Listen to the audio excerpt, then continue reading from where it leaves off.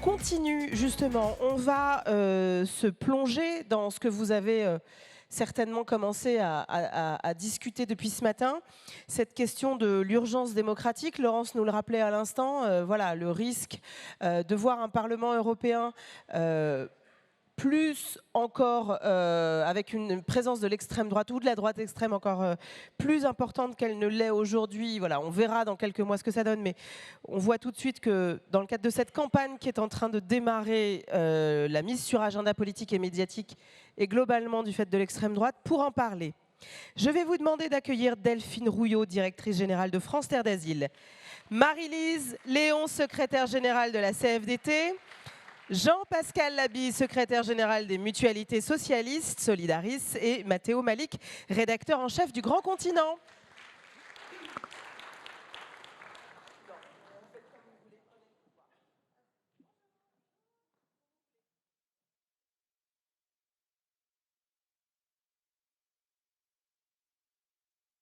Comme vous voulez, installez-vous, installez-vous.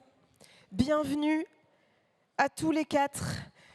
Urgence démocratique en Europe, qu'est-ce qu'on fait? Peut-être commencer, et vous aurez vous aussi la parole tout à l'heure, donc préparez vos questions surtout. Et moi, si vous m'autorisez, hop, je vais descendre, comme ça on va bien vous voir. On parle d'urgence démocratique, vous êtes tous les quatre à des endroits différents sur cette question. Qu'est-ce qui vous inquiète le plus? Marie-Lise Léon, si vous me permettez, je vais commencer par vous. Où voyez-vous aujourd'hui l'urgence démocratique? Bonjour à toutes et tous.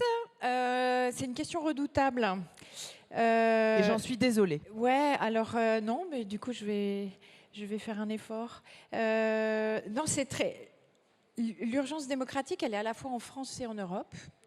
Les situations ne sont pas tout à fait de même nature, mais je dirais que il y a deux sujets sur lesquels nous on est mobilisés à la CFDT. C'est questionner les responsables politiques à l'échelle européenne sur l'exercice de la démocratie et comment on fait en sorte que l'exercice démocratique, ça ne soit pas uniquement l'élection. Donc là, on est en préélection, donc en phase de campagne. Et je pense que si on veut assurer comme une forme de réconciliation entre les citoyens européens et l'Europe, il y a un enjeu, voilà, ça a été dit, d'incarner, de donner à voir de façon extrêmement concrète qu'est-ce que l'Europe au quotidien, quelle est la place de l'Europe au quotidien.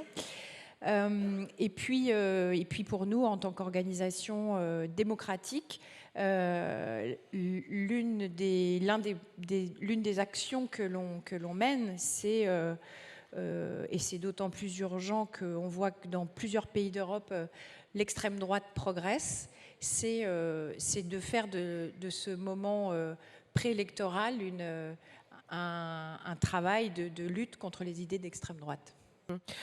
Justement, Delphine Rouillot, c'est en tant que directrice générale de France Terre d'Asile, lutter contre les idées d'extrême droite à l'heure où on est encore dans le débat autour de la loi immigration en France. Le Conseil constitutionnel a censuré hier une grande partie de cette loi qui sera toutefois promulguée. En même temps, au niveau européen, on est sur le paquet immigration qui risque d'être là aussi extrêmement dur. Diriez-vous, pour rebondir sur ce que vient de nous dire Marie-Lise Léon, qu'en ce qui concerne la culture, les valeurs au niveau européen, c'est aujourd'hui une forme d'extrême droitisation à laquelle on fait face? Je dirais bien sur ça. Je pense qu'aujourd'hui, on n'en est plus à débattre de la montée des populismes en réalité. On en est à constater l'imprégnation du débat public par les idées d'extrême droite. Et vous avez évoqué la question française. Bien évidemment, ce à quoi on a assisté en France, c'est à la sortie du placard, on va dire, de toute d'une idéologie qui jusqu'à présent restait quand même cantonnée, on va dire, à un univers politique bien limité. Aujourd'hui, ce à quoi on assiste partout en Europe, c'est à la généralisation, à la libération de toute une série de théories comme ça qui prennent une place folle. Je vous prendrai juste un exemple. On pourrait parler de l'extrême droite en Europe de l'Est, mais je vous prends l'exemple de l'Allemagne parce que l'Allemagne, c'est un peu notre pays sœur, frère. Enfin, c'est avec l'Allemagne qu'on a construit l'Europe, et aujourd'hui, la social-démocratie allemande, elle est capable de prendre la parole pour dire qu'elle regarde avec intérêt les stratégies des Italiens, donc de Giorgia Meloni, donc des fascistes italiens, d'externalisation à l'Albanie de leur politique migratoire. Olaf Scholz, social-démocrate, il dit ça. Il dit le projet italien est quelque chose que nous, l'Allemagne, on regarde avec intérêt. L'Allemagne rétablit ses contrôles aux frontières intérieures. Pourquoi je vous dis ça? Je vous dis ça parce que je pense qu'il faut qu'on passe à l'étape supérieure. On n'est plus seulement à constater que l'extrême droite progresse. L'extrême droite, en fait, elle est là. C'est la urbanisation de l'Europe, c'est ça que vous nous dites? En tout cas, c'est une forme de banalisation qui est devenue tellement forte et tellement générale que je pense qu'on a 5 ans ou 10 ans de retard si on ne se pose pas la question de l'imprégnation dans nos propres cultures politiques. Voilà. Jean-Pascal Labillet, en tant que secrétaire général des mutualités socialistes Solidaris, est-ce que vous faites le même constat? Pardon, je n'ai pas entendu la question. Est-ce que vous faites le même constat? Alors, je pense que c'est utile de se poser la question de savoir pourquoi l'extrême droite aujourd'hui est aussi présente dans l'environnement. Alors je dirais plusieurs choses. La première, c'est quand on regarde l'état de la société et on mesure, parfois on fait des baromètres aussi en France, en Belgique ou dans d'autres pays, on a une société aujourd'hui qui est complètement une société de l'épuisement, une société fracturée, une société divisée, et qui n'a plus de contrat social en réalité. La fameuse promesse que nos grands-parents ont faite à nos parents, qui nous ont fait « ta vie sera meilleure que la mienne », eh bien, je pense qu'aujourd'hui, cette promesse-là, elle est extrêmement difficile à tenir. Alors, comment en est-on arrivé là? On en est arrivé là après à peu près 40-50 ans de libéralisme, de néolibéralisme et de politique extrêmement violente, pour tout le monde d'ailleurs, pour l'humain, pour l'environnement, pour la démocratie. Et en fait, si vous regardez ce qui se passe, il y a deux acides qui rongent les charpentes de la société dans laquelle on est. C'est d'abord une sphère financière non régulée.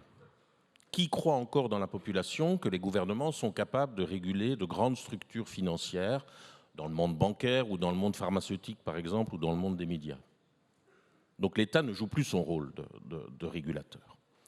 Et le deuxième acide, c'est celui des réseaux sociaux, qui amplifient les messages qu'on peut donner, ces messages de haine. Et donc, finalement, on pourrait se dire qu'aujourd'hui, on est dans ce que Gramsci avait appelé le vieux monde se meurt, le nouveau monde peine à apparaître, et c'est dans ce clair-obscur qu'apparaissent les monstres. Et c'est vraiment cela qu'on vit aujourd'hui. Et on a, si on regarde de plus près encore, deux grands fleuves souterrains dans les sociétés qui taraudent les sociétés, mais on ne prend pas le temps d'examiner cela. Et donc, moi, je crois beaucoup à la puissance de la sociologie pour comprendre ce qui nous arrive. Le premier fleuve souterrain, c'est celui de la retribalisation du monde. C'est une formule empruntée à Amin Maalouf, c'est-à-dire ceux qui revendiquent aujourd'hui une rhétorique brutale, un chef fort, une nation purifiée, des boucs émissaires. Et puis l'autre fleuve souterrain, c'est celui de celles et ceux qui veulent une nouvelle démocratie, de revisiter la démocratie. Et donc on a deux ressentis. Or les gens, ils votent essentiellement avec leur ressenti. Quand vous nous dites revisiter la démocratie, c'est-à-dire? Une démocratie plus narrative, c'est-à-dire écouter les gens se raconter dans leurs difficultés, utiliser les mots que les gens utilisent. Le PIB, les gens ils s'en foutent du PIB. C'est pas ça qui va régler les problèmes de fin de mois ou l'école des gamins ou la crèche. Et donc les deux ressentis qui guident le vote, c'est celui d'être une victime ou c'est celui d'avoir confiance. Et on a constaté au travers de toutes nos études que tout cela était aussi lié au bagage culturel, la capacité de comprendre le monde dans lequel on est. Et là, l'éducation populaire, le monde associatif, le monde syndical, le monde mutualiste a un rôle important à jouer. Et je terminerai en vous disant aussi sur l'offre politique. Quand on regarde l'offre politique aujourd'hui, on a ces entrepreneurs de la haine, ce que Dame Empoli appelle d'ailleurs les ingénieurs du chaos.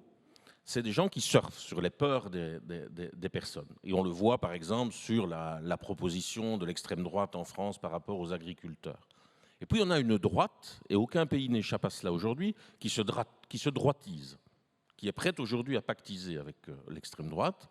Et avouons-le, parce que ce n'est pas la peine de se mentir, une gauche qui cherche sa boussole et qui est aujourd'hui incapable de proposer, ou en tout cas elle ne l'a pas encore fait, un autre chemin. Ça, c'est le constat aujourd'hui dans lequel nous sommes aujourd'hui. Alors justement, Matteo, j'aimerais bien vous entendre sur ce constat. Cette urbanisation de l'Europe, on citait à l'instant Giorgia Meloni, on voit à quel point l'AfD en Allemagne va aussi potentiellement prendre de la place dans les prochains scrutins.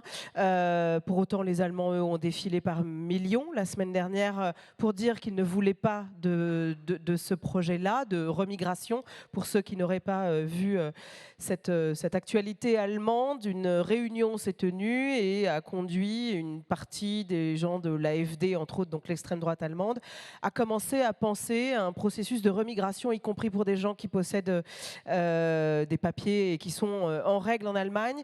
On a vu aussi le Parti des paysans aux Pays-Bas faire véritablement une razzia dans les urnes il y a quelques mois. On voit des manifestations en Allemagne en ce moment de paysans, en Roumanie, en France évidemment. Qu'est-ce que ça dit du climat en Europe? Est-ce que vous partagez ce constat d'une forme d'impasse qui est ce moment gramscien dont vous parlez à l'instant? Voilà, dans ce clair-obscur surgissent les monstres, et parce qu'il n'y a pas de récit, ou que c'est un récit peut-être pas très désirable et pas très concret, eh ben on se retourne vers voilà, des puissances réactionnaires. Merci pour cette question. Alors effectivement, je pense que avant de parler de l'Europe, c'est aussi important parfois de dézoomer et de regarder le global. Parce que quand on regarde, on comprend peut-être un peu mieux le paradoxe qu'on vit aujourd'hui. On est en 2024 dans une année dite de toutes les élections. Plus de la moitié de la population mondiale est appelée aux urnes. Du Bangladesh, ça a eu lieu en janvier, au Mexique, en passant évidemment par l'Inde, le Royaume-Uni, l'Union européenne, on va en parler, et celle qui nous obsède un peu tous en ce moment, les États-Unis d'Amérique en novembre. Et ce qui est avec un retour de Trump possible. Un retour de Trump qui est voilà, une possibilité très réelle et qui frise un petit peu, qui gèle un petit peu tout le monde dans cette attente, avec un paradoxe qui est quand même assez, je trouve, assez frappant, et aussi, pardon, la moitié démographiquement, mais cette part de la population qui vote représente, pardon pour l'indicateur, mais à peu près la moitié du PIB mondial, ce qui n'est quand même pas non plus neutre. Et je trouve le paradoxe dans lequel on est lorsqu'on commente ou lorsqu'on est face à cette situation, c'est que cette année de toutes les élections est présentée à peu près partout comme une année de tous les dangers et pas comme une année de toutes les opportunités. On peut s'en étonner, c'est devenu presque évident, mais on peut quand même s'en étonner. À l'origine de ça, je pense qu'il ne faut pas, je ne vais pas rentrer dans la généalogie de cela, mais à mon avis, c'est peut-être par là qu'il faut partir. Ce matin, Patrick Boucheron rappelait que la démocratie est une tâche, que c'est une pratique. Effectivement, c'est un régime, mais c'est aussi, il ne faut pas avoir peur de le dire, même un idéal aussi, mais aussi une discipline. Et donc, le travail à faire, au fond, la question qui nous anime, que faire face à cette urgence démocratique, c'est retrouver cette discipline pour ne pas, comme ce qui vient d'être dit, laisser à ceux qui voudraient, au fond, faire dérailler nos systèmes politiques à travers la démocratie, le monopole de cet outil quand même assez formidable. Moi, en deux mots, pour voilà, peut-être ensuite lancer la discussion, je dirais pas que... je dirais oui, le récit est important, mais le récit, ça n'est pas tout. Je pense qu'il faut pas... On a parfois un peu trop tendance, entre nous, à nous gargariser de voilà, la volonté de trouver du récit, trouver du commun, du narratif, etc. C'est vrai que c'est important, et c'est vrai que le rôle de nous, associatifs, médias, syndicats, je nous inclus un peu tous dedans, donc tout ce qui fait la médiation entre les citoyens et les dirigeants est très important dans la constitution de ce narratif. Mais il ne faut pas oublier les politiques publiques, parce qu'au fond, à la fin des fins, c'est quand même ça que les gens ressentent, que les gens voient. Un récit ne remplace pas un hôpital, un médecin généraliste et une école à peu près correcte. Exactement. Et donc là aussi, je pense que le rôle qu'on a, ça n'est pas uniquement de dire, bah oui, on va vous expliquer l'Europe. D'ailleurs, je ne sais pas si expliquer l'Europe veut vraiment dire quelque chose. Il faut expliquer quels sont les problèmes que se posent vraiment les gens. Il se trouve que pour un certain nombre d'entre eux, en tout cas c'est ce que je crois, l'échelle de l'Union européenne ou l'échelle en tout cas extra-nationale est assez importante à prendre en compte. Mais je pense qu'il faut repartir des problèmes concrets, repartir des politiques publiques, et que notre rôle là-dedans est aussi très important. J'aimerais bien vous entendre en réaction, Marie-Lise Héon. Repartir des politiques publiques, repartir de la réalité de ce que vivent les Français et des Européens. Vous avez essayé, vous, avec le pacte du pouvoir de vivre dont la CFDT est partie prenante, se poser hors silo, se dire on va repartir du terrain, on va faire des propositions. On peut se le dire cash, ça n'a pas vraiment infusé, ça n'a pas vraiment été entendu. On sait à quel point les corps intermédiaires sont parfois mis de côté, voire méprisés par une partie des dirigeants. Matteo nous disait à l'instant, voilà, la nécessité c'est de repartir de ces politiques publiques. Il s'avère que ce ne sont pas les associations ou les syndicats qui la font. Donc ça veut dire porter, faire du lobbying, appuyer. Est-ce que l'Europe, du coup, c'est le bon niveau ou est-ce qu'il va falloir batailler encore plus au niveau national? Enfin, je vous en prie.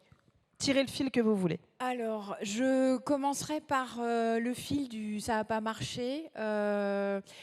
Moi, je suis convaincue que pour faire bouger les choses, il ne faut pas avoir un seul levier d'action. Dans le cadre du pacte du pouvoir de vivre, en fait, une alliance d'un peu plus de 60 organisations, on a décidé de se mettre autour d'une table et de confronter nos différents cœurs de métier, donc 60 orgas, syndicats, organisations, associations de lutte contre la pauvreté, organisations de protection de l'environnement, et de se dire, c'était après les Gilets jaunes, et on s'est dit, mais on a un slogan, justice sociale et transition écologique, mais concrètement, ça veut dire quoi? Et donc, on s'est dit, c'est un peu facile d'avoir des slogans. Concrètement, ça veut comment on peut porter, on peut marier ces deux impératifs. Et puis, on s'est dit, il y a aussi un enjeu démocratique. Comment on peut faire en sorte que la démocratie fonctionne mieux et la question des services publics, est-ce qu'on peut avoir comme idée? Donc, on a fait l'exercice, on a fait 60 propositions. On a fait une deuxième version et on a en parallèle, donc ces propositions, elles sont destinées à faire un plaidoyer, d'être portées auprès des pouvoirs publics, devant les différents ministres qu'on a pu avoir. Une action, je conviens, un peu limitée quand on a un gouvernement qui considère qu'il y a un président de la République et le peuple et que rien n'existe entre les deux. Voilà. Ceci dit, on a décidé aussi d'avoir des groupes locaux. On a 42 groupes locaux et en fait, c'est là que ça fonctionne et c'est là que c'est aussi hyper enthousiasmant en tant que militant, c'est de se dire, bon, même si à l'échelle nationale, on n'arrive pas forcément à faire décoller la pulpe, localement, on a des vraies réussites, et ça peut être à géométrie variable, des militants d'horizons extrêmement différents qui ont envie de s'investir, qui ont envie d'être, voilà, de faire de l'accueil de personnes qui ont besoin de papier, qui vont aller se mobiliser, des retraités de la CFDT qui vont aller voir des étudiants sur un campus pour faire une collecte et de la distribution de protection hygiénique, par exemple. Enfin, des petites choses qui font que quand même ce ciment-là, il se crée et c'est extrêmement encourageant. Après, on a aussi, alors, du très local au national, on a aussi une action, pour le coup, avec d'autres organisations syndicales à l'échelle européenne. La Confédération européenne des syndicats, c'est 195 affiliés, dont je conviens que quand on est 8 organisations syndicales françaises à se mettre d'accord sur un sujet retraite, en fait, c'est hyper facile par rapport à ce qu'on essaye de faire à l'échelle européenne. 195 affiliés, on couvre 45 millions de travailleurs et de travailleuses. Et là, la question, l'enjeu, c'est comment on fait en sorte de pouvoir avoir une Europe plus sociale. Et en tant que responsable syndicale française, l'Europe syndicale, sociale, elle n'est pas parfaite, mais il y a quand même eu des avancées. Aujourd'hui, on parle beaucoup de pouvoir d'achat en France, dans beaucoup de pays européens. Une des clés du pouvoir d'achat, je suis convaincue que c'est la question de l'égalité salariale entre les hommes et les femmes. Et bien, grâce à l'Europe, il y a une directive européenne qu'on doit transposer en droit français qui va tirer vers le haut et nous obliger à plus de transparence sur les questions salariales. Donc, il y a des réussites et des choses qui ont avancé. Et puis, il y a encore un défi majeur de réussir à travailler sur un compte formation européen individuel qui serait destiné à tous les travailleurs et travailleuses. On porte avec beaucoup d'autres syndicats européens la nécessité d'une taxation des patrimoines pour pouvoir justement être à la hauteur et financer la transition écologique. Donc, voilà. Donc pour vous, finalement, les outils ils sont là. Cet espace de communication, de convergence entre les organisations, il existe. Vous avez fait sauter les lignes d'eau dans la grande piscine en fait, des revendications. Pardon pour cette image, mais elle est pour le coup très claire. Donc, il n'y a pas de sujet. Enfin, il n'y a pas de sujet. Il y a le sujet de l'urgence démocratique. Vous avez commencé en fait à travailler. Et donc, qu'est-ce qui fait qu'on en est là encore avec ce constat aujourd'hui? C'est qu'en face, on ne vous écoute pas. Même au niveau européen, on est dans une forme de verticalité avec des monarques maîtres des horloges qui se fichent un peu des corps intermédiaires. Alors à l'échelle européenne, c'est pas tout à fait le même scénario. Si je parle en tant que syndicaliste, il y a vraiment eu des travaux étroits et une place particulière donnée dans ce qu'on appelle le trilogue avec les organisations syndicales et patronales et la Commission européenne. Il y a eu des vrais sujets sur lesquels on a pu avancer. Après, on n'est pas d'accord sur tout, mais dans les dernières années, il y a eu des avancées. On a réussi à mettre en place, à faire en sorte que dans tous les pays européens, il y a un calendrier pour la mise en place d'un salaire minimum. Voilà, ça fait partie des avancées à petits pas qui nous semblent intéressantes. Donc le cadre existe. En France, le cadre existe moins, puisque clairement, on a un gouvernement qui a une vision extrêmement verticale. À nous d'inventer les espaces où on peut avoir une capacité d'action. Et je pense que c'est en faisant avec les travailleurs en tant que syndicalistes. Pour moi, c'est en faisant avec les travailleurs et les travailleuses, en les associant, en leur permettant d'être acteurs, de pouvoir faire bouger les lignes. Mais alors, et du coup, je vais passer la parole soit à Delphine Rouillot, soit à Jean-Pascal Labie. J'aimerais bien vous entendre là-dessus, parce que finalement, on fait avec les travailleurs, les travailleuses. Je vais reprendre l'exemple des retraites. Il y a eu des dizaines de journées d'action, il y a eu des millions de personnes dans la rue.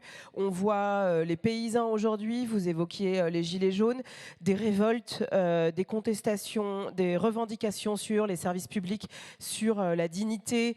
Elles sont pléthoriques en fait, et ce depuis des années. Et ces poches, on les voit globalement partout en Europe. Vous nous dites, bon, à petits pas, ça avance. Alors, primo, est-ce que ça avance assez vite ? Est-ce que le risque, c'est que ça avance tellement à petits pas qu'en fait, entre-temps, le tracteur de l'extrême droite sera passé et il sera trop tard pour la transition juste, pour toutes ces questions. Et qu'est-ce que ça dit peut-être, et là je vais revenir à vous, Jean-Pascal Labie, puis ensuite passer la parole à Delphine Rouillot, de cette incapacité du coup, alors pour revenir à la question des récits, à dire... Bon, voilà ce qu'on fait, et voilà ce qui va se passer, et voilà à quoi on sert. Et ça, on voit bien qu'aujourd'hui, on n'est pas capable de le faire, collectivement. En Belgique, on a mené un peu le même phénomène. On avait eu d'ailleurs des contacts avec la CFDT. Nous, on a appelé ça le pacte social, environnemental et démocratique. Alors certes, il n'a pas nécessairement infusé non plus comme on aurait voulu qu'il infuse. Je voudrais quand même dire une chose ici. Je sais qu'on est dans une société de l'immédiateté. Et donc ce qu'on décrète aujourd'hui, vous envoyez un SMS, vous regardez votre téléphone 3 fois si dans la minute la personne n'a pas encore répondu.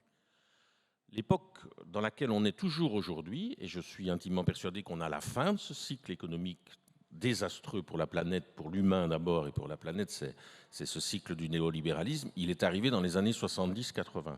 Mais il existait déjà dans les années 30 et 40. Alors ce n'est pas les mêmes époques, je suis OK. Mais il faut qu'on réintègre un peu à un moment donné ce temps-là.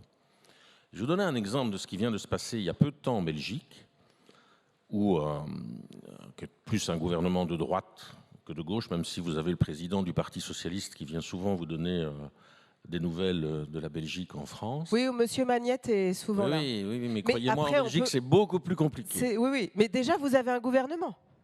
Fut une époque, vous n'en aviez pas. Non, on a même plusieurs. Rassurez-vous, ça fonctionne toujours. Ouais, on a un véritable esprit collectif. Mais ce que je vais vous dire, il y a une loi que ce gouvernement voulait prendre, ce qui était appelé la loi anti-casseurs, qui voulait en fait empêcher des manifestations syndicales, non seulement les empêcher, mais les condamner. Et il y a eu une très très forte mobilisation de la société civile, mais extrêmement forte mobilisation de la société civile, et ce projet a été retiré. Ce n'est pas ce que je préfère, parce que c'est quelque part une victoire défensive. Nous devons retourner vers des victoires offensives. Et parfois, j'ai le sentiment, et même la conviction, que la société civile ne mesure pas la force qui est la sienne, quand elle est unie et quand elle est audacieuse. Et donc c'est vers ces combats-là qu'on doit aujourd'hui retourner. Et donc sur le plan européen, par exemple, et ça n'existe pas, il y a effectivement la Confédération des organisations syndicales, et vous le connaissez, mon ami Thierry Botsson, qui est le président de la FGTB en Belgique, est un des plus offensifs sur ce plan-là. Mais il n'y a pas réellement, sur le plan européen, et parfois ça n'existe même pas dans les pays, une vraie unité de la société civile. Moi, je ne crois plus, je vais vous faire cette confidence, je ne crois plus à la capacité du monde politique actuel à se réformer lui-même. Il ne bougera que s'il est obligé de bouger, quels que soient les pays, quel que soit le pays, que ce soit en France, en Belgique ou ailleurs, ou même en Allemagne. Et donc, je crois beaucoup à la capacité de la société civile à faire changer les lignes quand elle le veut. Est-ce que c'est facile? Non. Quand on a vu toutes ces marches sur le climat, il y a eu en Belgique vraiment des mobilisations des jeunes de 18, 20 ans, 16 ans, parfois même plus jeunes. Tous les vendredis. Finalement, exactement, oui, on n'a quand même pas bougé beaucoup encore là-dessus. Donc, il faut garder à la fois le temps long et la notion d'unité. Et donc, quelque part, moi, j'en appellerais un front populaire de la société civile, à la fois dans chaque pays, mais aussi sur le plan européen, parce que ce n'est que comme ça que nous ferons changer les lignes. Retourner à des victoires offensives, un front populaire de la société civile, Delphine Rouillot. Alors, vous, en plus, sur les questions migratoires, c'est peut-être encore plus compliqué. Au niveau français, c'est un peu ce qu'on a essayé de faire dimanche dernier en allant manifester. Je pense que quelque part, même si on était beaucoup moins nombreux qu'en Allemagne, on avait quand même cette recherche-là et cette volonté-là. Je crois que le problème de la question migratoire en Europe, c'est que l'Europe, elle est en train de perdre son âme sur la question migratoire. Et que quelque part, quand on parle de projets d'intégration européenne, d'Europe sociale, etc., on ne peut pas parler des politiques publiques européennes sans s'interroger sur la dynamique de fermeture des frontières qui se fait en parallèle. Est-ce que le projet européen est le même s'il se fait dans une Europe qui est fermée au reste du monde? En quelques années, c'est 2000 km de murs qui ont été construits, de murs physiques, qui ont été construits autour de l'Union européenne. C'est 25 000 morts en Méditerranée, c'est évidemment des drames humains que l'on connaît. Je vous donne juste un exemple. Vous vous souvenez peut-être d'un naufrage d'un bateau grec, enfin d'un bateau qui a coulé en Grèce au mois de juin dernier. 750 morts. 750 morts, c'est la moitié d'un Titanic. C'est-à-dire, on parle 100 ans plus tard du Titanic, on en fait des films. Ce bateau-là, il a coulé 2 jours après, plus personne n'en parlait. Donc on est en train de perdre notre âme. Et c'est vrai que pour nous, alors nous les associations, mais quelque part nous la société civile, parce que je pense que ces questions-là, elles concernent tout le monde, on a absolument besoin de retrouver l'élan de solidarité, par exemple, qui avait quand même prévalu en 2015. Je pense que tout le monde se souvient de cette image du petit garçon décédé sur des plages. Petit Aylan, ouais. Petit Aylan qui avait malgré tout permis une forme de mobilisation, de réveil, de réveil, je ne sais pas si c'est un réveil démocratique, mais en tout cas de réveil humanitaire et du sentiment que l'Europe avait une forme de responsabilité quand même dans l'accueil de populations en détresse. On l'a eu pour les Ukrainiens, à tel point qu'on a mis en place une protection temporaire qui n'avait jamais été activée dans l'histoire européenne.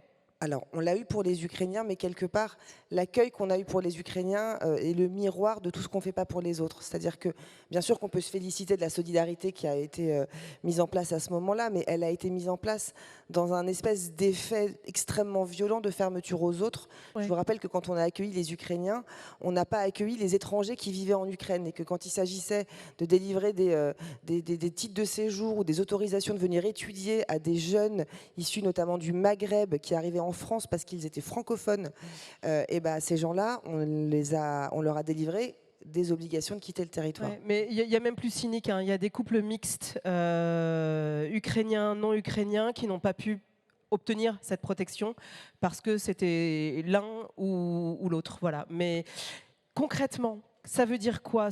Comment pardon pour cette expression, mais elle est circonstance, comment on se réarme sur ces questions? Comment on fait en sorte de changer le récit? On a le sentiment d'une lame de fond puissante à laquelle on ne peut pas faire face. Très d'accord avec monsieur, je ne suis pas sûre que ça soit Avec le récit. Mathéo Malik, Mathéo, ouais. pardon. Je ne suis pas sûre que ça soit uniquement le récit qu'il faille changer. Le sujet, c'est que le récit, on l'a un peu perdu, cette bataille culturelle. Si vous citiez Gramsci, on l'a perdu. On n'en est plus là. On en est aujourd'hui à essayer de démontrer et de faire la démonstration du caractère indispensable de l'immigration. On en est obligé d'utiliser des arguments très utilitaristes parce que quelque part, le discours humaniste, le discours juste de la solidarité, de l'ouverture, du fait qu'il n'y a pas d'étrangers sur cette planète et qu'on peut faire de la place aux autres, il n'imprègne plus les esprits. Donc, même si c'est quelque part une forme de renoncement, moi, je suis très attachée au fait qu'on fasse la démonstration des apports bénéfiques de l'immigration, tout simplement parce que j'ai l'impression que c'est ça l'arme qu'il nous reste aujourd'hui, c'est d'essayer de faire que chacun prenne la mesure de ce que les étrangers peuvent apporter, que chacun aussi prenne conscience des conséquences sur son voisin, sur son ami, sur son boulanger, de décisions qui sont prises. Vous savez, quand une loi comme celle qu'on a vue censurée hier est votée en quelques heures, on a des parlementaires qui votent une loi sans savoir ce qu'il y a dedans. Comment est-ce qu'on peut demander aux Français de comprendre et de se positionner sur des questions aussi complexes que celle-là, quand en réalité, même les parlementaires eux-mêmes, en fait, n'ont pas la maîtrise de ce qu'ils votent. Donc, le travail de pédagogie, c'est pas qu'un travail de récit, c'est aussi un travail, en fait, de réappropriation, à mon sens.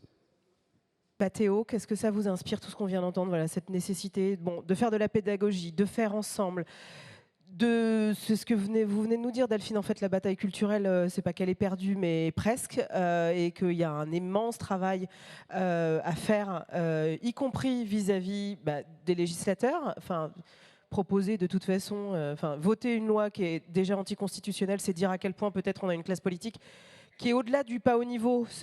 Voilà. Mais comme vous le disiez tout à l'heure, Jean-Pascal Labille, il va peut-être falloir un front populaire citoyen pour changer cette classe politique, ou peut-être s'engager un peu plus. Enfin, j'en sais rien. Vous tirez le fil que vous voulez, Mathéo, mais qu'est-ce que ça vous inspire sur ces questions? Moi, une chose qui est effectivement assez frappante, qu'elle vient de penser, on a parlé de beaucoup de choses et on a beaucoup évoqué les corps intermédiaires, que ce soit les associations, les médias, les syndicats.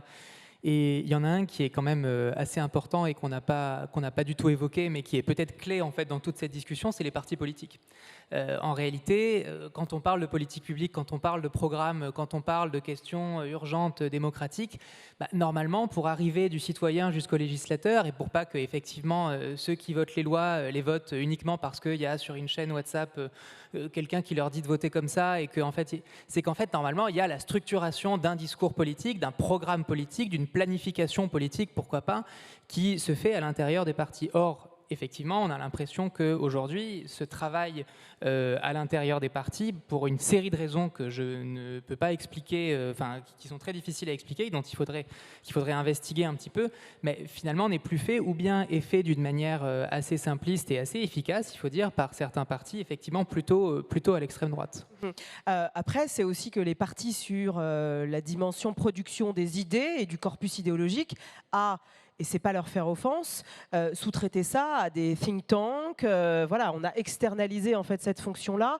On l'évoquait tout à l'heure, les espaces que sont les syndicats, l'éducation populaire, les structures qui permettaient une forme de socialisation politique se sont aussi considérablement affaiblies. L'éducation populaire, pour le coup, et c'est pas ici dans cette salle qu'on va me contredire, a été littéralement asphyxiée, a quasi disparu. Les syndicats, tout comme les partis, ont du mal à attirer, même si depuis les retraites, en fait, on a vu un regain, comme quoi. Voilà. Donc, peut-être passons sur, projetons-nous dans ce moment gramscien qu'on est en train de vivre. Comment on répond à ça? Est-ce que ce front populaire que vous appelez de vos voeux, peut-être Jean-Pascal Labille, est-ce que ce front populaire, comment on le constitue, comment on fait, comment on répond à cette urgence collectivement en attendant de bousculer le champ politique? Je crois qu'il faut d'abord se rassembler autour de valeurs. C'est d'abord la première chose. Alors, moi, j'adore le monde associatif, qu'il soit ici ou en Belgique, mais le drame du monde associatif, c'est que parfois, si on n'est pas d'accord sur 100%, on n'est pas d'accord et on n'avance pas. Donc je pense qu'il va falloir à un moment donné se dire que l'objectif essentiel, c'est pour ça que je parle de valeurs et de grands principes. Allez, personne ne peut nier aujourd'hui que les 3 grands défis sociétaux que nous avons, ils sont d'abord socio-économiques, et je mets dans le socio-économique le rôle régulateur de l'État et la redistribution des richesses. On est dans un monde qui n'a jamais autant produit d'inégalités aujourd'hui, mais qui n'a jamais autant produit de pognon non plus. Donc, 2, on a un défi environnemental qui est loin d'être pris à bras-le-corps et qui va nous rattraper certainement de façon colossale. Et je reviens un instant sur le premier. Vous avez suivi la volonté de la Commission européenne aujourd'hui de retourner vers l'austérité budgétaire. Et ça va asphyxier encore plus les États.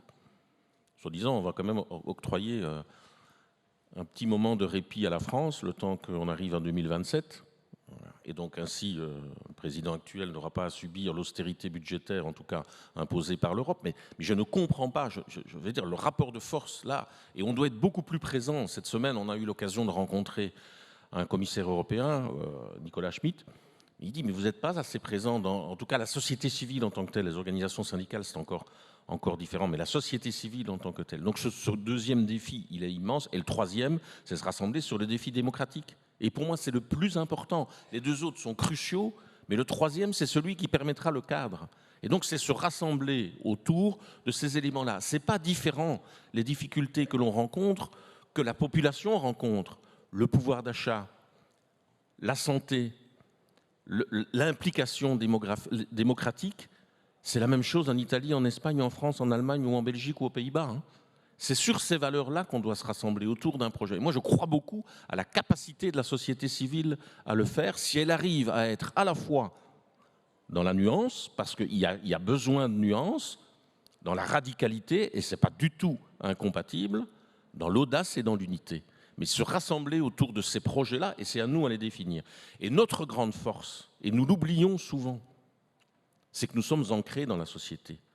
Tous les jours, dans toutes les associations qui sont ici, chez les organisations syndicales, chez vous, chez nous à la mutualité, ce sont des milliers de gens qui viennent, et qui viennent avec leurs difficultés, et à qui on essaye de répondre et d'apporter une solution. Donc la réalité concrète de la société, nous la connaissons. Il ne suffit pas de déclarer qu'il faut faire des gamins et leur mettre un uniforme. Non, il faut voir comment on va régler les problèmes de la société. Et je pense que le rôle de la société civile, c'est d'irriguer le monde politique tout en étant ancré dans la société dans laquelle on est. Tout en chantant la Marseillaise. Marie-Lise Léon, j'aimerais bien vous entendre sur ce que vient de nous dire Jean-Pascal Lavie, parce que se mettre ensemble, faire fi des quelques 5-10% de points, de thématiques sur lesquelles on n'est pas vraiment d'accord, pour avancer et se dire, bon, dans un moment d'intelligence collective nécessaire pour ce plaidoyer, pour ce rapport de force à créer, on va faire ensemble et on y va, et c'est ce que j'entends. On y est ou pas? Ou est-ce que... Alors, peut-être chez les syndicats, et vous le disiez à l'instant, par ailleurs, Laurent Berger a dirigé la Confédération européenne des syndicats pendant un moment, mais on le voit, hein, pour les partis politiques, c'est forcément plus compliqué, on est sur des logiques aussi parfois concurrentielles. Est-ce que le moment démocratique dans lequel on est, ce moment d'urgence, va peut-être pousser et acculer les organisations à arrêter de fonctionner dans des logiques de marché? Alors, deux éléments. Je partage tout à fait le fait que si on peut faire ensemble, c'est qu'on partage les mêmes valeurs. Et là, et c'est pas uniquement être...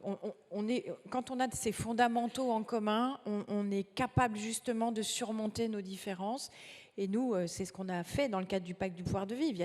Quand on met une syndicaliste et un défenseur de l'environnement pour parler de l'avenir du trafic aérien, et il y a des moments où on n'est pas complètement raccord, sauf qu'on se dit, bon, de toute façon, il faut trouver des solutions, donc chacun est capable de faire un pas de côté pour se dire, qu'est-ce qu'on propose en commun? Et si on le fait en commun, nos voix seront plus fortes. Donc ça, c'est fondamental de réussir à se mettre d'accord sur quelles sont les valeurs fondamentales sur lesquelles on s'entend, de solidarité, de démocratie, d'émancipation, et voilà, un ensemble de socles qui nous permettent d'être solides et justement de faire face aux petits pas de côté qu'il va falloir faire pour sortir de notre confort. Un petit mot, je fais un pas de côté pour le coup. Les partis politiques, j'en ai une vision qui me là pour le coup, j'engage pas mon organisation, mais je le dirais à titre personnel, se sont devenus des machines à élection. Au grand désespoir des militants d'ailleurs. Moi, j'ai plein de responsables militants politiques qui viennent dans les organisations syndicales, pas qu'à la CFDT, en me disant mais là au moins on parle du fond, on a des débats, ma parole compte, je suis écoutée et je me sens utile, et pas uniquement être une machine à investiture et de savoir qui sera le mieux coiffé pour faire la photo pour et quelle motion vous avez élections. signée pour pouvoir espérer une place sur la prochaine liste? Exactement, voilà. Donc une forme un peu de désenchantement, oui, de militants qui étaient dans le syndicalisme, vu les histoires des organisations syndicales, l'investissement pour beaucoup de militants, il était et syndical et politique. Aujourd'hui, ils nous disent heureusement qu'on trouve dans vos organisations, et là pour le coup je pense que la CFDT n'a pas du tout l'exclusivité, on se sent à notre place, bon, avec voilà, un regret que, en tant qu'organisation syndicale, on ne fait pas la même chose qu'un parti politique. Voilà. Donc ça, je ferme la parenthèse. Ce que je voulais préciser, je pense que, outre le fait qu'il y ait la volonté de faire ensemble, il faut qu'on soit extrêmement attentif que dans nos organisations, qu'elles soient associatives, syndicales, on soit en capacité de s'assurer que chacun et chacune y trouve sa place. On a fait une enquête, nous, sur l'engagement en général, à peu près 30 000 répondants, en se disant ça serait quoi la CFDT, qu'est-ce qu'attendent en fait les engagés, et en général les engagés sont des multi-engagés, ils ont plein de casquettes, qu'est-ce qu'ils attendent de la CFDT, qu'est-ce qu'ils attendent, en quoi ils souhaiteraient qu'elle évolue. Et il y a des attentes autour de comment je trouve ma place. Vous nous avez évoqué, effectivement, on a plus de 85 000 nouvelles personnes qui nous ont rejoints en 2023. Sur une organisation de plus de 600 000 adhérents, ça veut dire qu'il faut leur faire de la place. Et c'est le cas pour toutes les autres organisations par ailleurs. Les organisations syndicales ont eu effectivement un regain d'adhésion. Ça veut dire que moi, en tant que responsable de la CFDT, c'est que c'est bien de faire des adhérents, mais c'est surtout bien qu'ils restent et qu'ils s'y trouvent bien. Et je pense qu'en 2024, les attentes de ces espaces d'engagement sont aussi différents, et c'est à nous aussi de faire en sorte qu'ils trouvent leur place, qu'ils se sentent écoutés, qu'ils se sentent... Et au travail, comme dans l'engagement syndical, moi je suis très frappée d'un sujet qui revient systématiquement. C'est, je veux bien faire collectif, mais je veux que ce que je dis, ce que je fais, soit pris en compte. Je veux pouvoir avoir prise sur mon travail. Je veux pouvoir avoir une possibilité d'expression et que mon avis y compte vraiment. Ce qui dit beaucoup de la crise de l'écoute dans laquelle on est aujourd'hui et qui conduit à ces révoltes.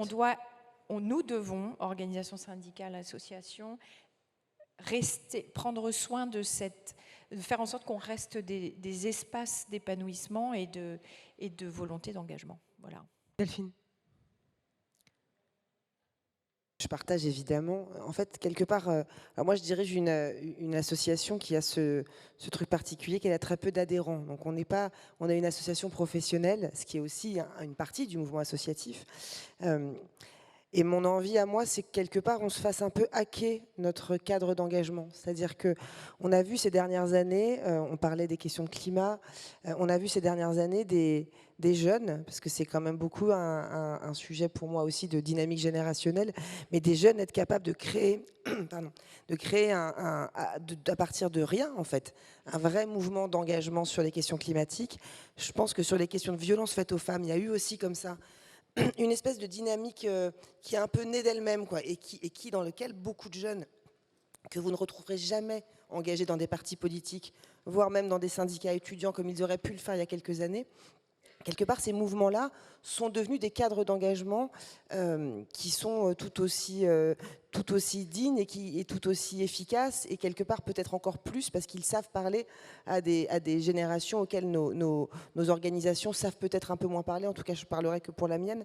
Et sur les questions d'accueil et de lutte contre l'extrême droite, en fait, je rêve de ça. Je rêve de la même chose, une espèce de troisième mouvement de jeunes, mais qu'on ne connaît pas encore, qui viendraient hacker le système et nous permettre, en fait, de créer un espace un peu au-dessus de nous, mais dans lequel on pourrait tous se retrouver en disant voilà, on est capable collectivement de défendre les valeurs d'une société fraternelle, accueillante, qui fait la place aux autres.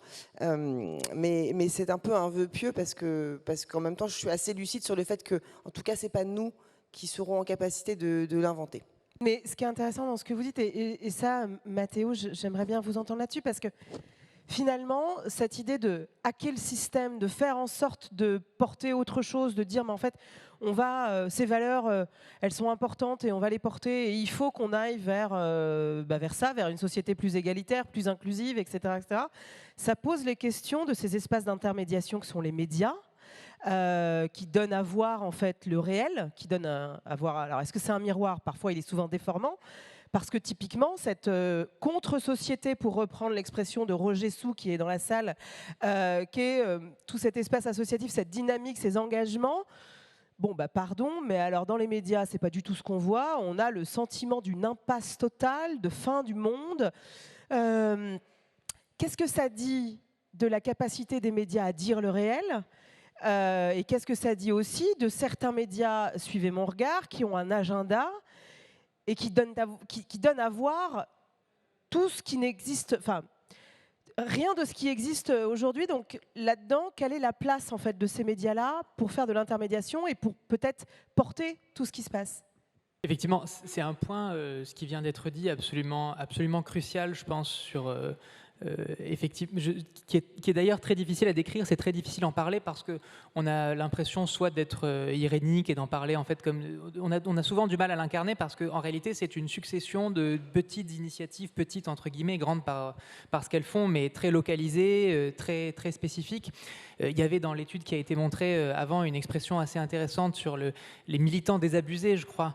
Mais je pense que ça correspond assez bien à ça. Et au fond, on a l'impression que même dans le combat politique aujourd'hui, électoral, hein, je veux dire, c'est un peu à qui arrivera à canaliser ces courants-là. Et on voit bien que la déconnexion est absolument totale entre les appareils politiques et cette énergie qui existe, qui est déployée, cette créativité aussi, mais que le politique n'arrive pas du tout à s'approprier.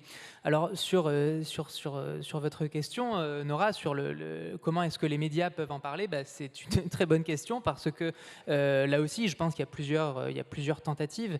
Je pense que là, pour le coup, je ne me contredis pas du tout en disant ça, mais, enfin j'espère, mais je pense que pour le coup, là, non pas le récit comme un grand récit, un macro-méga récit, mais les récits, les enquêtes, les histoires individuelles sont un facteur qui peut entraîner. Je pense que sur un tas de sujets et sur la jeune génération récemment, c'est parfois la lecture d'une enquête ou le visionnage d'un documentaire par exemple, ou même un post sur les réseaux sociaux un petit peu élaboré, un peu raconté, qui a pu peut-être emporter un engagement. Donc ça, je pense que c'est une chose assez clé. Mais en fait, c'est quelque chose qu'on n'arrive pas, mais ça c'est une hypothèse, hein, peut-être pas forcément à saisir parce que notre appréhension de l'information est évidemment, comme vous le savez, totalement conditionnée par les réseaux sociaux qui, au fond, nous proposent deux modalités par rapport à tout ce qui nous arrive, soit une position totalement passive et donc nous plonger dans un ennui sur les questions typiquement européennes. Je pense que c'est quand même assez symptomatique. Giuliano D'Empoli, dans un article dans la revue... Giuliano D'Empoli qui a écrit Les ingénieurs du chaos, dont Jean-Pascal nous parlait tout à l'heure.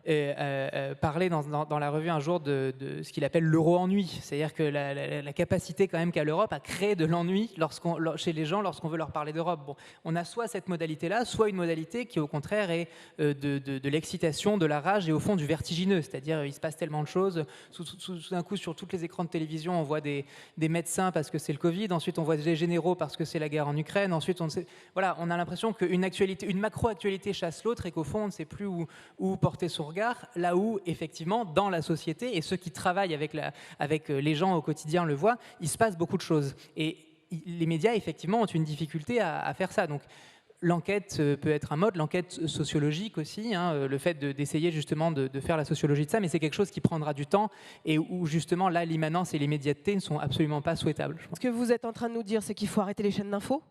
Parce que globalement, on est dans la défaite de la nuance, c'est que les réseaux sociaux nous conduisent juste à être dans des bulles de filtre qui nous consolident en fait dans les croyances et dans ce qu'on veut lire. Mais là-dessus, Jean-Pascal Labie, peut-être, c'est compliqué de lutter contre ça. Ça veut dire qu'il va falloir aussi Certains disent qu'on est dans une forme de civilisation du cocon, qu'on est notamment, encore plus depuis le Covid, enfermé chez soi, que les gens sont apathiques, moins engagés, presque aussi un peu chiants et ennuyeux, et désengagés complètement sur la chose civique, civile. Qu'est-ce que vous en pensez ? Dans toutes les enquêtes qu'on mène, quand on dit aux gens en qui avez-vous le plus confiance, c'est sa famille qui ressort, l'entourage propre. Les organisations, corps intermédiaires, gardent encore un capital confiance important, mais elles ne prescrivent plus les rôles comme elles le prescrivaient il y a 30 ou 40 ans. Et ça, c'est un élément important parce que l'individualisme a gagné. Maintenant, sur les réseaux sociaux, on commence quand même à se dire, on a un vrai problème avec ces réseaux sociaux, et Dampoli le dit encore dans un article récent d'ailleurs, sur la montée des populismes. Il fait vraiment le lien, comme toutes les enquêtes que nous avons menées le font. On commence à prendre des mesures sur la régulation des réseaux sociaux, mais le pire est encore à venir avec l'intelligence artificielle. Et on voit déjà les combats qu'il y a à mener sur ce plan-là. Mais sur la cohésion sociale, parce que c'est peut-être encore deux mots qu'on n'a pas encore utilisés ici, c'est l'objectif qu'on doit se donner, nous, société civile. Notre ADN à nous, c'est la cohésion sociale, c'est l'émancipation, c'est la vie digne des personnes qui ont des contacts avec nous tous les jours. Et ce que je voulais dire tout à l'heure, les milliers de contacts, les dizaines de milliers de contacts que nous avons tous les jours, nous, société civile, nous ne les politisons pas assez. Politiser dans le bon sens du terme. Expliquer en quoi la sécurité sociale, ce n'est pas un robinet d'eau qu'on ouvre ou qu'on ferme ou un interrupteur. Le droit à l'avortement, ce n'est pas un truc qui est inscrit pour toujours dans les lois. Donc on doit repolitiser nos contacts aujourd'hui. Oui, mais repolitiser, ça passe par des espaces de socialisation politique. Ça veut dire réarmer, pardon, je suis désolée, mais en ce moment, comme on utilise le réarmement dans tous les sens, je vais arrêter de dire ça. C'est très, très laid. Mais ça veut dire reprendre en main cette question et faire en sorte que les gens se repolitisent. Ces espaces, aujourd'hui, ils se sont affaiblis.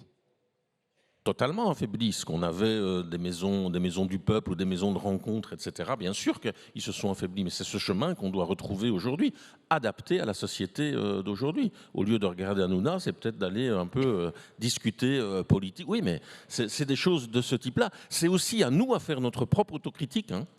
Pourquoi, à un moment donné, un mouvement comme celui des Gilets jaunes a échappé au corps institué ? C'est une vraie question qu'il faut quand même se poser. Donc, le rôle des corps intermédiaires, la manière dont on fonctionne, le fait d'accueillir de nouveaux mouvements qui se sont aujourd'hui antiracistes, etc., qui se sont institués dans la société aujourd'hui, on doit pouvoir faire de la place. Je souscris entièrement à ce qui a été dit tout à l'heure, et la militance interne de nos structures doit être aussi, et doit faire en sorte qu'on est capable d'accueillir ces nouveaux mouvements, et aussi que les personnes qui militent chez nous aient du sens à ce qu'ils font. Mais ça raconte aussi beaucoup du niveau de défiance qui a pu y avoir. Alors on parle des Gilets jaunes, mais ça a été le cas. Enfin, je pense à cette grève surprise des contrôleurs à Noël dernier dans les TGV, qui s'est fait en dehors de toute action syndicale, etc. Mais parce qu'ils disaient même, voilà, on n'a plus confiance, on ne se sent de toute façon pas bien représentés et pas entendus. C'est ce que vous disiez tout à l'heure. Écouter, entendre. Mathéo, ça dit quand même beaucoup de la crise de l'écoute, et ça, on l'a globalement à tous les niveaux en Europe, ce qui fait que, voilà, ce que je disais tout à l'heure, ces poches de révolte, en fait, elles sont de plus en plus importantes. Au mieux, c'est des révoltes, au pire, c'est dans les urnes avec des votes extrêmes, la montée des populismes, et vous le disiez, il n'y a pas que l'Europe. Et ensuite, c'est à vous, on va allumer la lumière, ce seront vos questions. Non, mais du coup, en deux mots, il n'y a pas que l'Europe. C'est pour ça que j'avais commencé par là, effectivement. C'est que je pense que c'est une chose on a parlé beaucoup des réseaux sociaux, de la numérisation du monde et de nos vies en général. C'est évidemment un facteur, c'est pas le seul, mais tout ce qu'on a dit là, enfin peu ou prou, sont des choses qui ne sont pas spécifiquement françaises. Elles s'incarnent spécifiquement chez nous, françaises ou européennes d'ailleurs. Mais bon, si vous regardez la situation aux États-Unis, il y a beaucoup de différences. Malheureusement, il y a quelques similitudes quand même assez frappantes et qui nous alertent un peu. On va passer à vos questions et on va rallumer la lumière. Bonjour. Hop. Merci. Je suis Madame Bangweni, association Vaincre la misère par. Ce n'est pas une question.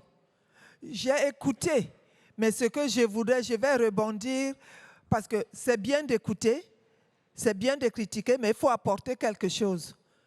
Donc, j'ai entendu M. Jean, c'est Jean qui, excusez-moi, Jean-Pascal, a parlé juste après, là, juste avant la fin, la cohésion sociale.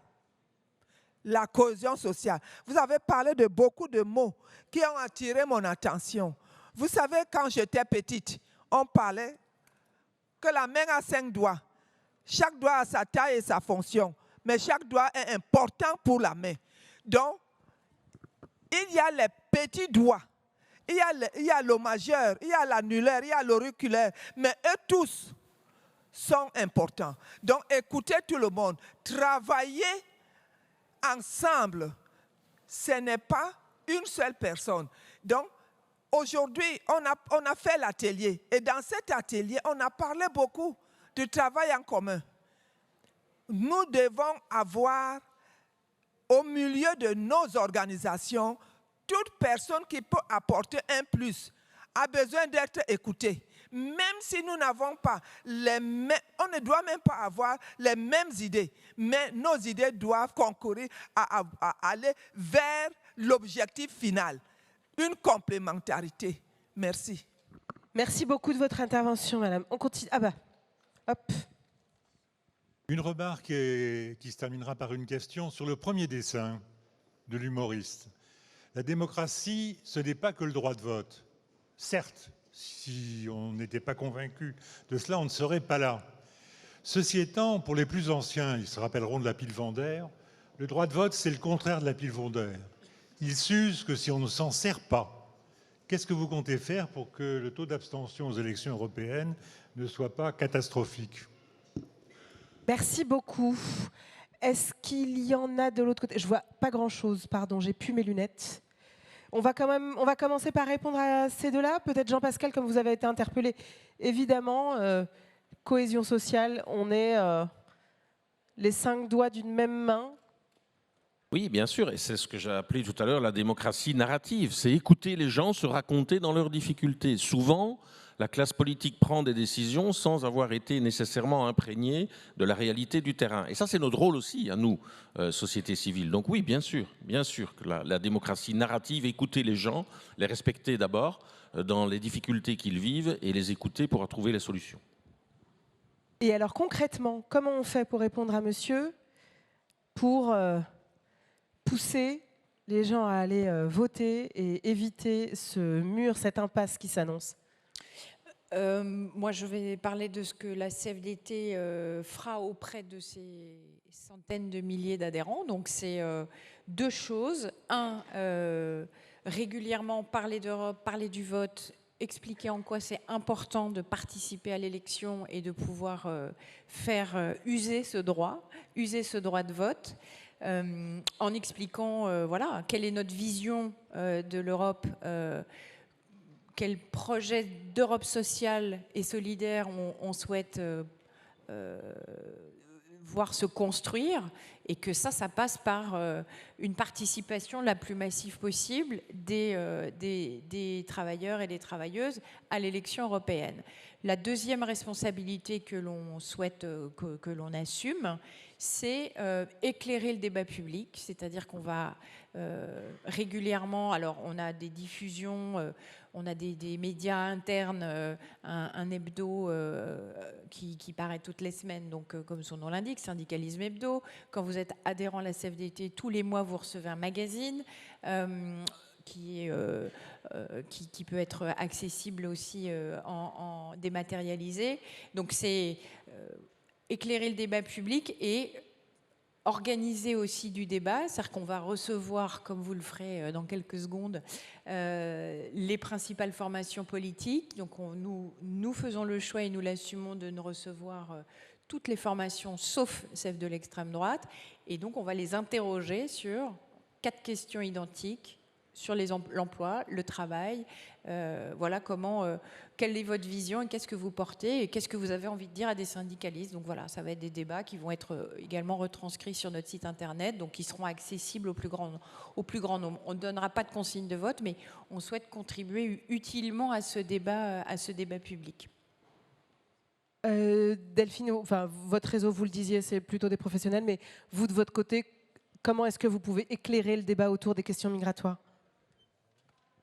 On va avoir un gros travail, nous, pendant quelques mois auprès des jeunes, en fait, parce que c'est ça la priorité pour nous, c'est d'essayer de convaincre toute une jeunesse qui ne va plus voter d'aller voter aux élections européennes, en leur disant notamment qu'on a quand même beaucoup parlé de questions d'immigration en France et qu'au moment où ce projet de loi a été discuté, il y avait en réalité ce pacte asile-immigration que vous avez évoqué, Nora, puis qu'on n'a pas eu le temps de vraiment approfondir dans la discussion là, mais qui en fait a des conséquences qui sont infiniment plus graves pour nos politiques migratoires européennes que tous nos textes nationaux. Et donc ce qu'on va essayer de faire, c'est ça, c'est de donner à voir l'importance pour nos vies quotidiennes et pour notre pays sur les questions d'immigration, de ces évolutions législatives européennes, peut-être tout simplement pour un peu réinvestir l'ordre de valeur et pour reprendre ce que disait Laurence de Nerveau tout à l'heure, montrer en fait très concrètement, rendre le plus opérationnel et concret et factuel possible les conséquences d'un vote ou plutôt en l'espèce d'un non-vote. Avec voilà, nos petits moyens. Mais alors justement, peut-être en quelques mots, mais quand vous dites que ce texte à venir sera autrement plus dramatique concrètement, vous pensez à quoi comme disposition ? Alors, bon, je vais essayer très rapidement. Le pacte asile-immigration qui est quasiment adopté, qui reste en discussion un tout petit peu encore entre le Parlement et le Conseil, s'il est adopté en l'état, il va organiser des choses très graves pour les migrants qui arriveront en Europe. Il permettra l'ouverture de camps dans toute une série de pays aux frontières de l'Europe, dans lesquels les personnes pourront être enfermés pendant 6 à 9 mois, le temps d'une préinstruction de leur demande d'asile. Il va mettre en place un système de financement beaucoup plus fort, ce qu'on appelle les pays tiers. Donc, c'est les pays qui sont des pays extérieurs à l'Union européenne, avec cette logique. En fait, je vous parlais de fermeture de frontières tout à l'heure, c'est exactement ça. C'est le raisonnement qui consiste à dire finançons la Tunisie, finançons la Libye pour essayer d'éviter que les gens partent. Il ne va pas permettre de mettre en place ce mécanisme de sauvetage en mer que j'évoquais aussi tout à l'heure et qui n'existe pas. Donc, je ne rentre pas dans trop de détails, mais ce que je veux dire, c'est que les quelques mesures qui sont par ailleurs très problématiques, qui ont été adoptées hier soir au niveau français, ne sont rien au regard des espèces de camps d'enfermement qu'on peut potentiellement voir ouvrir dans l'année ou les 2-3 années qui viennent. Donc, prendre la mesure que la politique européenne, en réalité, elle va structurellement et dramatiquement changer le rapport de l'Europe à ses pays voisins, en fait. Mais peut-être là-dessus, pour tirer le fil et ensuite on conclura. Mais Marie-Lise Héon, Jean-Pascal, est-ce que sur cette question en fait, migratoire, sur ces enjeux qui traversent aussi la question du travail, qui traversent la question sociale, est-ce que ça veut dire concrètement aussi pour vous, pour vos organisations, aller sur ce terrain-là et dire dans l'espace de valeur dont on parlait tout à l'heure, et ben en fait ça en fait partie et ce texte-là, il va falloir se battre contre. Alors nous, on est une mutualité santé, donc c'est a priori pas le premier champ d'action qui est le nôtre, mais pourtant on est dessus. Et c'est ce que j'expliquais tout à l'heure sur le réseautage que l'on doit faire dans le monde associatif. C'est pas parce qu'une association n'est pas nécessairement sur ce champ-là qu'elle ne peut pas aider d'autres qui le sont et qui sont en difficulté sur une thématique à ce moment-là. C'est ça aussi la solidarité entre nous. C'est bien de la chanter, mais c'est mieux de l'appliquer quand on a ces difficultés-là. Donc nous participons à beaucoup de choses en Belgique sur ces pactes migratoires, cette aide aux personnes sans papier, c'est l'aide à toutes ces structures, notamment pour remettre les gens en ordre de sécurité sociale et qu'ils aient accès aux soins de santé ou qu'ils puissent avoir un boulot à un moment donné. Donc oui, c'est ça aussi qu'on doit faire, même si ce n'est pas notre job en premier. Marie-Lise Héon.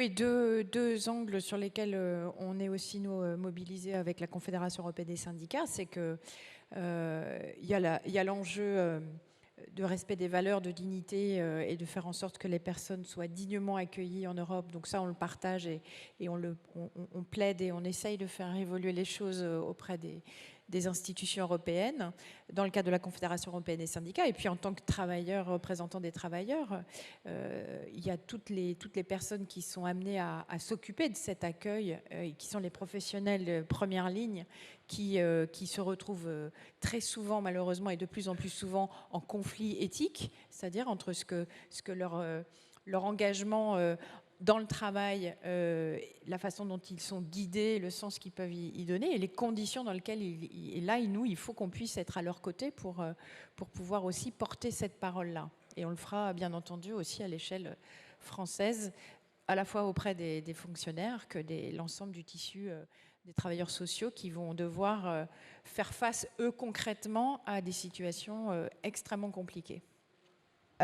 Mathéo, vous aurez le mot de la fin parce que j'aimerais bien vous entendre en fait sur voilà, tout ce qu'on vient de se dire pose la question des valeurs de l'Europe et c'est quelque chose qui est revenu plusieurs fois.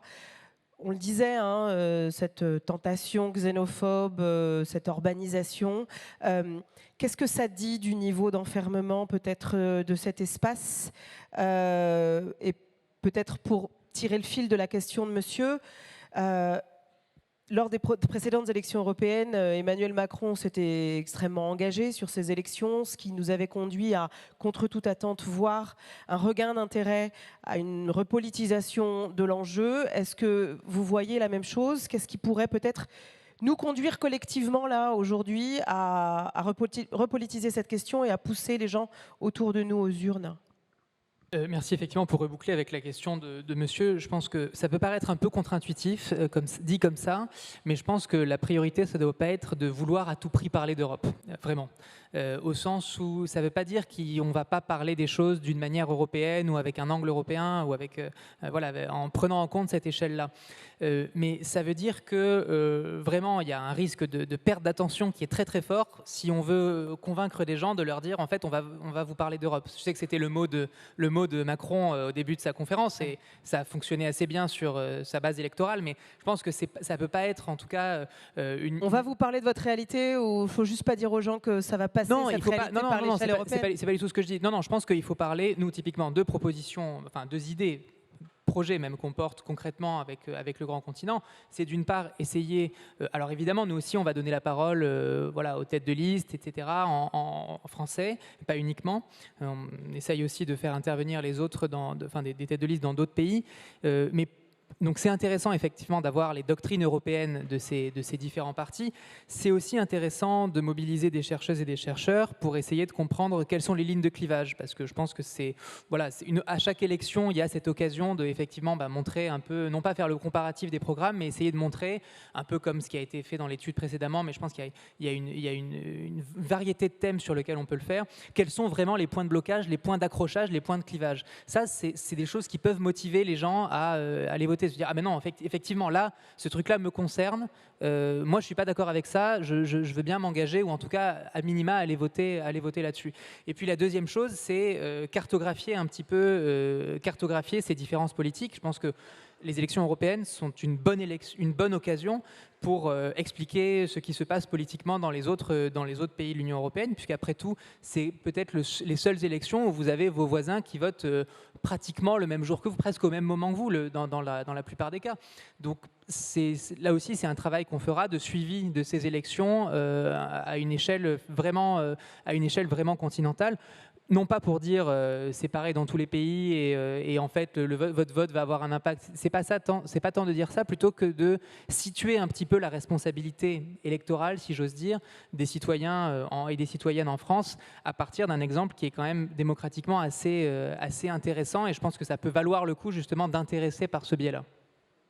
Merci beaucoup, merci à tous les quatre, Delphine Rouillot, Marie-Lise Léon, Jean-Pascal Laby, Mathéo Malik. Merci pour ces échanges qui tracent des perspectives. Merci beaucoup.